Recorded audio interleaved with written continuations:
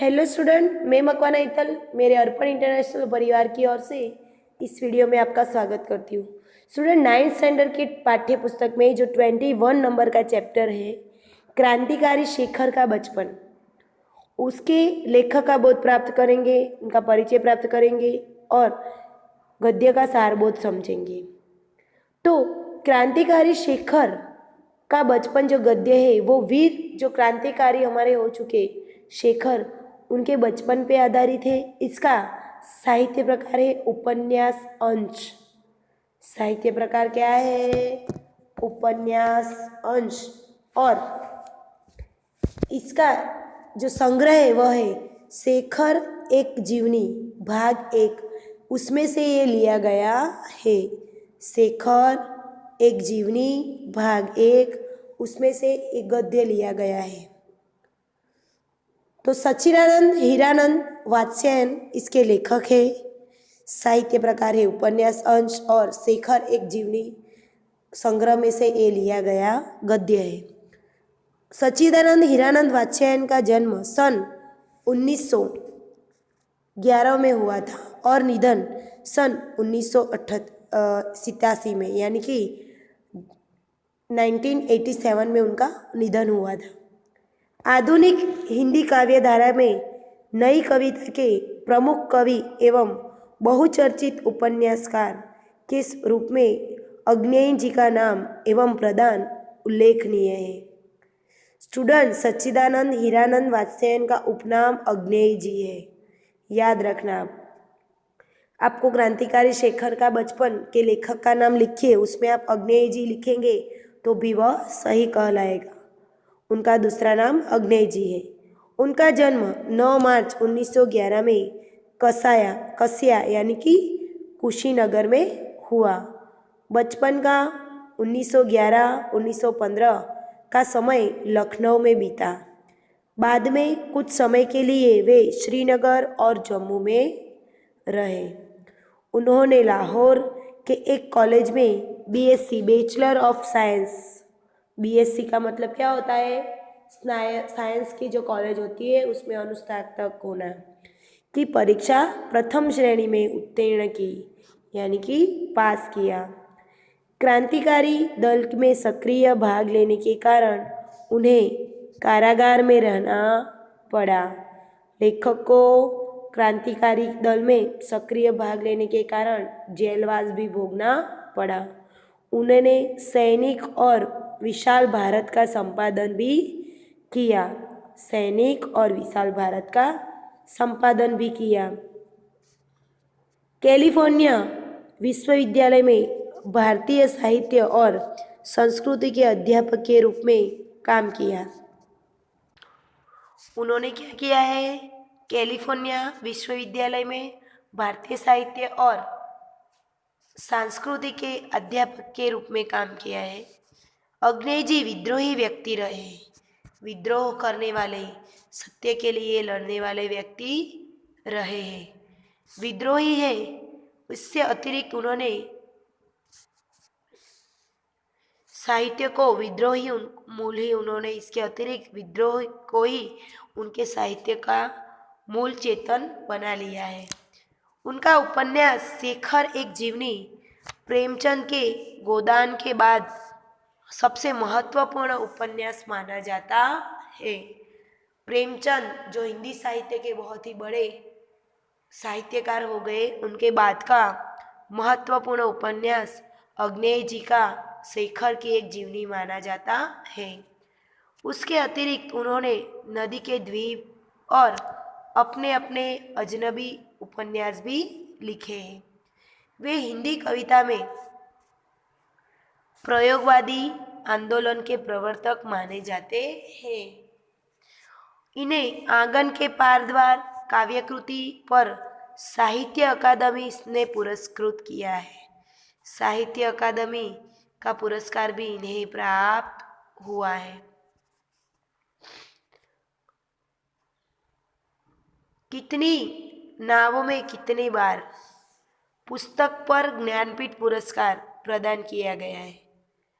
भग्नदूत, चिंता, इत्यलम, हरिघास पर क्षणभर, बावरा अहेरी, अरिहो करुणा, प्रभामय उनकी प्रमुख काव्य कृतियाँ हैं।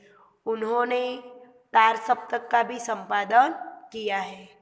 स्टूडेंट, आपने फर्स्ट पैराग्राफ में जो मैंने आपको समझाया पढ़ा, तो उसमें श्री अग्नेय जी, अब सच्चिदानंद, हीरानंद वात्सल्यायन जो इस गद्य के लेखक हैं, उनकी कृतियाँ, उनका अभ्यास और उनका परिचय हमने प्राप्त किया। उनको कौन से पुरस्कार मिले हैं वो हमने जाना। अब हम इस गद्य का सारबोध समझेंगे कि इस गद्य में क्या कहा गया है। तो क्रांतिकारी शेखर का बचपन उनके प्रसिद्ध उपन्यास शेखर जीवनी भाग 1 का अंश है।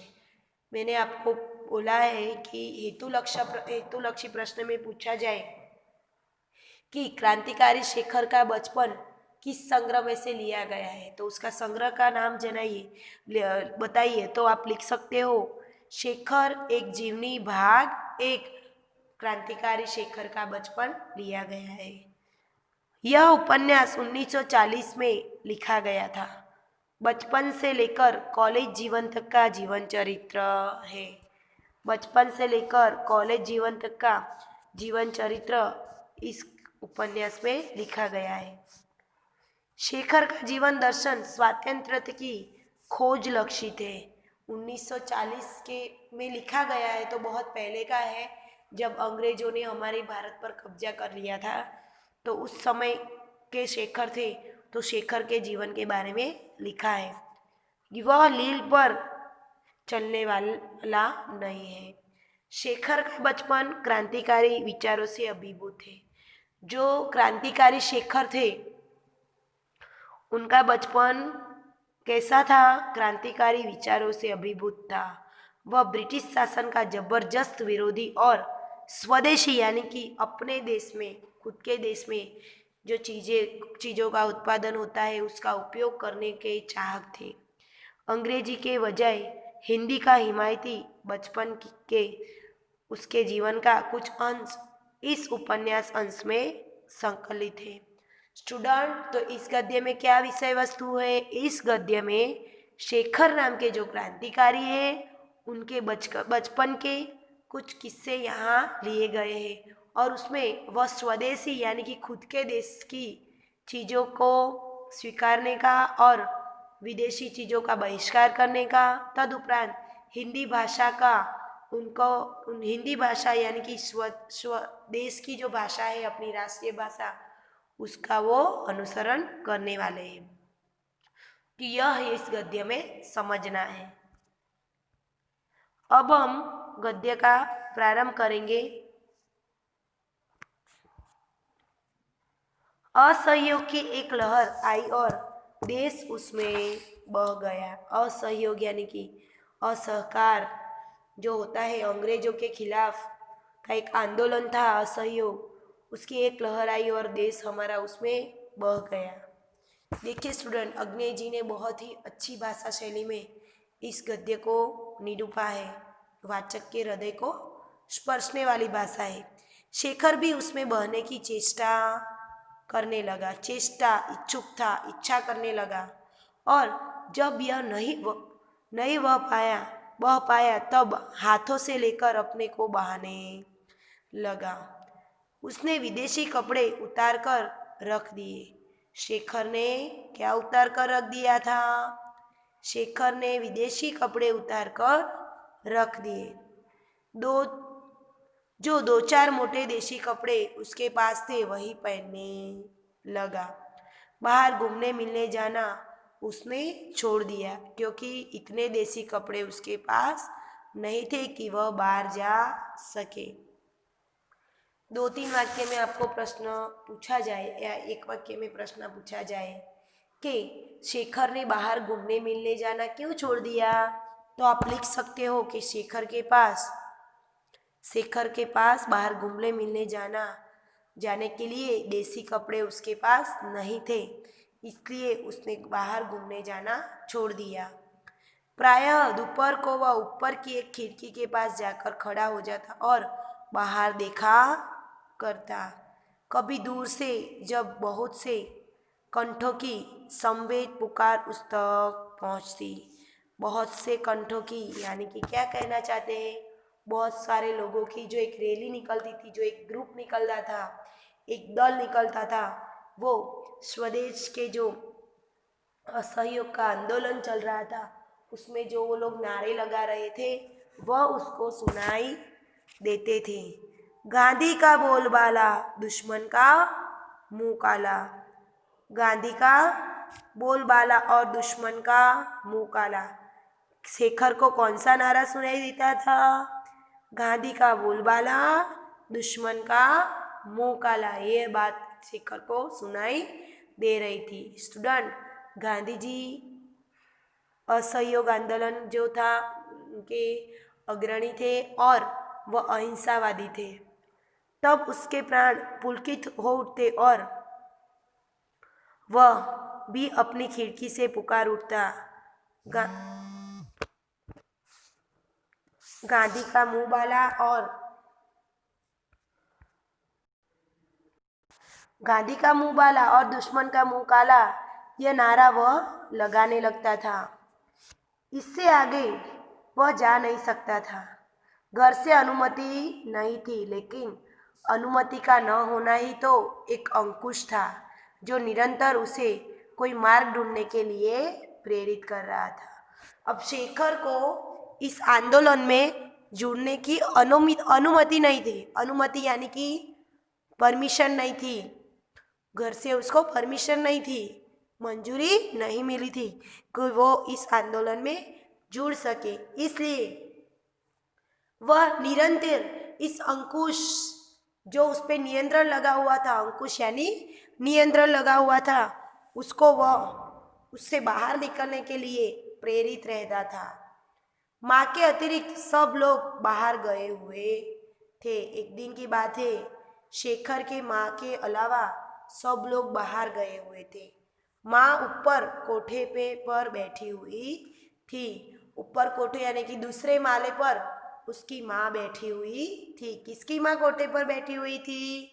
शेखर की माँ कोठे पर यानी कि दूसरे माले पर बैठी हुई थी। शेखर ने घर के सब कमरों में से देसी कपड़े बटोरे और नीचे एक खुली जगह ढेर लगा दिया। फिर लैंपे लाकर उन पर मिट्टी का तेल उड़ेला। तेल का पीपा नौकरों के पास रहता था, वहां जाने की हिम्मत नहीं हुई और आग लगा दी। देखो, एक दिन शेखर ने क्या किया? आपको प्रश्न पूछे जाएंगे 2-3 वाक्य में कि घर के सदस्य बाहर गए तब शेखर ने क्या किया। तो आपको लिखना होगा कि जब घर के सदस्य बाहर गए तब शेखर ने घर के सब कमरों में से देसी कपड़े बटोरे और उन कपड़ों को एक खुली जगह पर ढेर लगा दिया। फिर उसमें मिट्टी का तेल यानी कि जो हम जिसको केरोसिन बोलते हैं, वह मिट्टी का तेल उस पर डालकर उन कपड़ों को आग लगा दी। कौन से कपड़े को? विदेशी कपड़ों को। आग एकदम भभक उठी। शेखर का आह्लाद भी भभक उठा। आग क्या हुई? मिट्टी का तेल डालने से आग एकदम भभक उठी और जो शेखर था उसका आह्लाद यानी कि उसका आनंद भी उससे ज़्यादा भभक उठा। शेखर का आह्लादक भी भभक उठा। वह आग के चारों ओर नाचने लगा और गला खोलकर गाने लगा। गांधी का बोलबाला, दुश्मन का मुंह काला। आग लगने के बाद शेखर क्या करने लगा? आग लगाने के बाद शेखर गाने लगा, गांधी का मुंह बोलबाला, दुश्मन का मुंह काला। थोड़ी देर में माँ आई और थोड़ी देर में शेखर के गाल भी मानो विदेशी हो गए। देखो क्या हुआ? शेखर को बहुत मार पड़ी, उसके गाल लाल हो गए। क्यों? क्योंकि उसने सारे कपड़े जला दिए थे। जलने लगे लेकिन ढेर राख हो गया था। कपड़ों का जो ढेर था वो क्या हुआ था? राख हो गया था।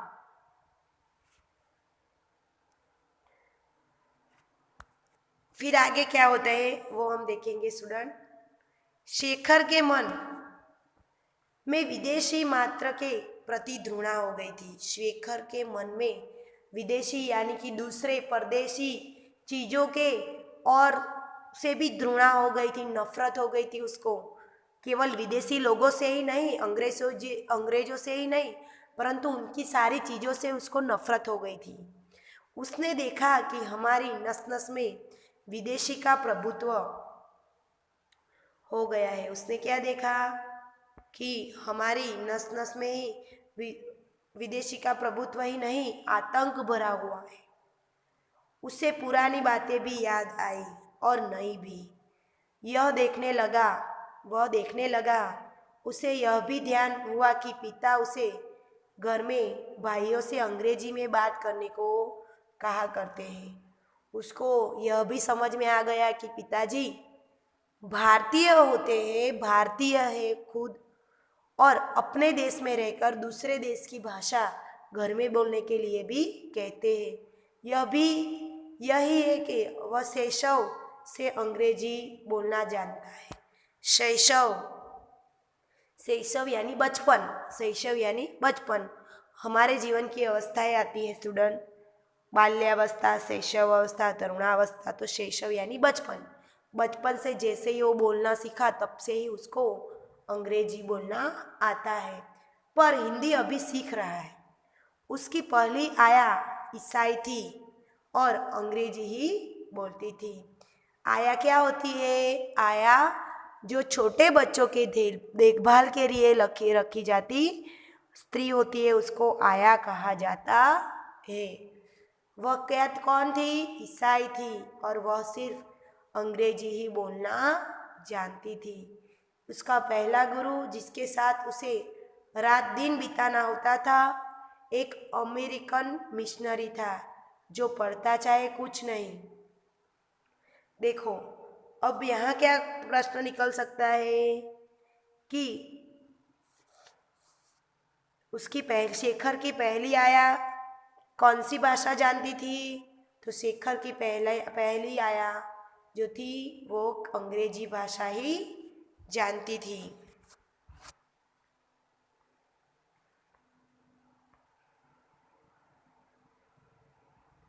और उसका जो पहला गुरु था वो भी अमेरिकन था और वह भी सिर्फ अंग्रेजी जानता था। दिन भर अंग्रेजी की शिक्षा तो देता था। शेखर ने देखा कि यदि मातृभाषा वह है जो हम सबसे पहले सीखते हैं, तब तो अंग्रेजी ही उसकी मातृभाषा है और विदेशी उसकी माँ। उसके आत्माभिमान को बहुत सख्त धक्का लगा। आत्माभिमान, आत्मवत्ता अभिमान, उसकी आत्मबल, उसके जो स्वाभिमान है उसको बहुत ही ज़्यादा धक्का लगा। जिसे मैं द्रोणी समझता हूँ उसी विदेशी को माँ कहने को बाध्य हूँ। उसी दिन से बड़ी लगन से हिंदी पढ़ना आरंभ किया और इच्छा से अपनी बातचीत में अंग्रेजी शब्द निकालने लगा। अपनी आदतों में से विदेशी अभ्यासों को दूर करने लगा। शेखर धीरे धीरे क्या करने लगा?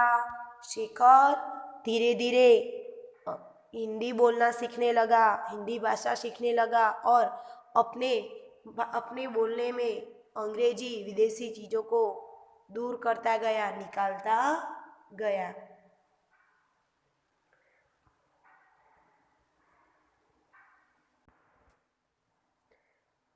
अपने हिंदी ज्ञान को प्रमाणित करने के लिए और गांधी के प्रति अपनी श्रद्धा जिसे व्यक्त करने का और कोई साधन उसे प्राप्त नहीं था, प्रकट करने के लिए उसने एक राष्ट्रीय नाटक लिखना आरंभ किया। शेखर ने अपने हिंदी ज्ञान और गांधी के प्रति श्रद्धा व्यक्त करने के लिए क्या किया? तो आप लिख सकते हो कि अपने हिंदी ज्ञान को प्रमाणित करने के लिए और गांधी के प्रति श्रद्धा व्यक्त करने के लिए शेखर ने एक राष्ट्रीय नाटक लिखना आरंभ किया। जीवन में देखे हुए एकमात्र लेख की स्मृति अभी ताजी थी, इसलिए उसे लिखने में विशेष कठिनाई नहीं हुई। प्रस्तावना तो ज्यों की त्यों हथियाली, केवल कहीं कहीं कुछ मामूली परिवर्तन करना पड़ा। इसके बाद नाटक आरंभ हुआ। एक स्वाधीन लोकतंत्र भारत का विराट स्वप्न, जिसके राष्ट्रपिता गांधी है और सिद्धि के लिए साधन है अनवरत कताई और बुनाई, विदेशी माल और मनुष्य का परित्याग और प्रत्येक अवसर पर दूसरा गाल आगे कर देना। सत्य हरिश्चंद्र का इंद्रलोक आरंभ के हरकट अंत में आ गया था। उसने देखो, अब इस पैराग्राफ में से गांधी कैसे थे, शेखर के मन से गांधी कैसे थे, तो आपको लिखना है कि गांधी कैसे थे। तो वह कताई और बुनाई करते थे, विदेशी माल और मनुष्य का परित्याग करते थे और प्रत्येक अवसर पर, यानी कि जब कोई एक चाटा उनके गाल पर मारता तो वो दूसरा गाल भी उनको दे देते थे। वैसे अहिंसावादी थे वो। जो लोकतंत्र भारत का विराट स्वप्न देखने वाले राष्ट्रपिता गांधी थे। शेखर के नाटक का अंतिम दृश्य था स्वाधीन और बाधाहीन भारत, एक स्थूल आकार प्राप्त स्वप्न। शेखर के नाटक का अंतिम दृश्य कौन सा था? शेखर के नाटक का अंतिम दृश्य था स्वाधीन और बाधाहीन भारत, एक स्थूल आकार प्राप्त स्वप्न।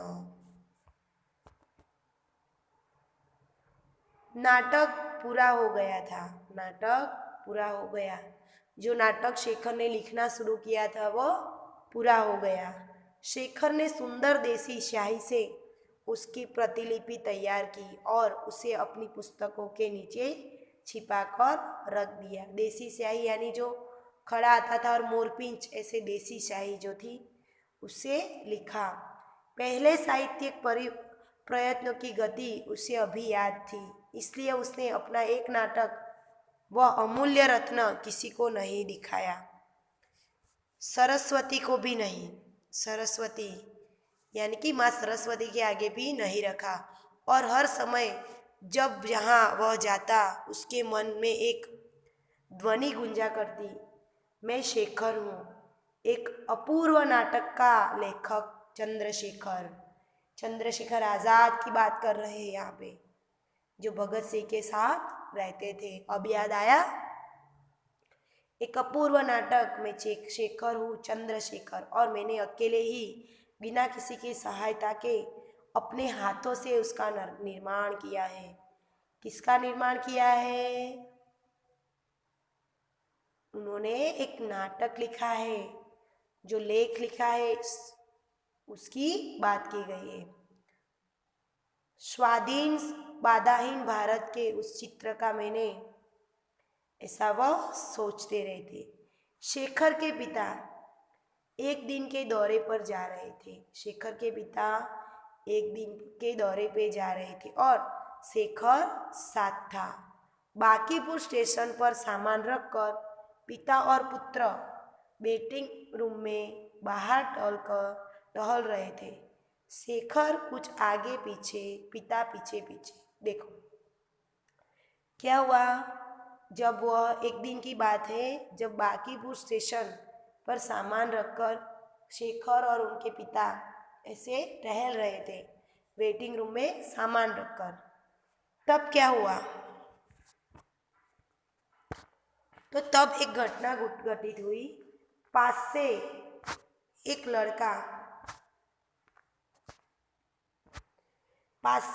लड़का आया और शेखर की ओर उन्मुख होकर अंग्रेजी में बोला, तुम्हारा नाम क्या है? What is your name? ऐसा बोला अंग्रेजी में, तुम्हारा नाम क्या है? शेखर ने सिर से पैर तक उसे देखा।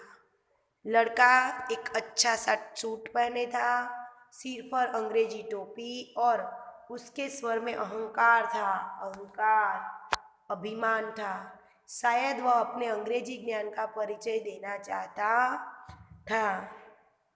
अब आपको यहाँ 2-3 वाक्य में प्रश्न पूछा जाएगा कि जब शेखर अपने पिता के साथ बांकीपुर गए तो क्या हुआ, शेखर अपने पिता के साथ बांकीपुर स्टेशन पर पहुँचे तो उनके पास एक लड़का आया जिसने अच्छा कपड़ा पहने थे, अंग्रेजी कपड़े पहने थे, टोपी पहनी थी, और उसने शेखर को पूछा, कौन सी भाषा में पूछा, अंग्रेजी में, तुम्हारा नाम क्या है।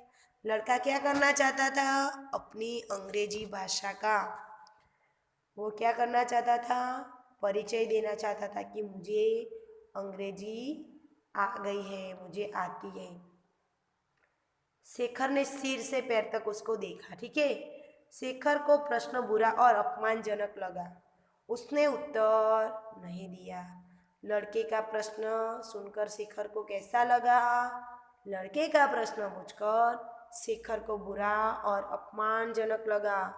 उसने उत्तर नहीं दिया, कुछ इसलिए भी नहीं दिया कि पीछे पिता थे और पिता की उपस्थिति में बात करते तो वह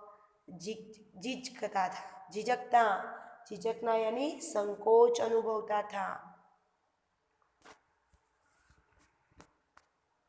उस लड़के ने समझा उसका सामना करने वाला कोई नहीं है, वह लड़का शायद अंग्रेजी जानता ही नहीं। उसने तनिक और रोब में कहा, my name is, do you go to school, मेरा नाम है, तुम स्कूल में पढ़ते हो। देखो, वो लड़का था, उसको इंग्लिश नहीं आती थी, पर वो ऐसा रौब जानना चाहता था शेखर के सामने कि उसको अंग्रेजी आती है। वह एक भारतीय था फिर भी। तो स्टूडेंट, इस गद्य का यह वीडियो का जो भाग 1 है यहाँ समापन करते हैं। इसकी पीडीएफ में आपको भेजूंगी, आपको गद्य पढ़ना है, पहले गद्य यानी कि चैप्टर पढ़ना है, फिर इसकी वर्कशीट पढ़नी है। तो इस वीडियो में हमने क्या देखा कि शेखर के घर का एटमॉस्फेयर कैसा है और वह बांकीपुर स्टेशन पे क्या अनुभव होता है, और कपड़ा कैसे उन्होंने जला दिए, और गांधी जी के प्रति उनका कैसा सम्मान था। यह सारी बातें इस वीडियो में हमने देखी। अब अगले वीडियो में हम सेकंड नंबर का जो भाग होगा उसमें हम गद्य का सविस्तार अर्थबोध प्राप्त करेंगे। अस्तु।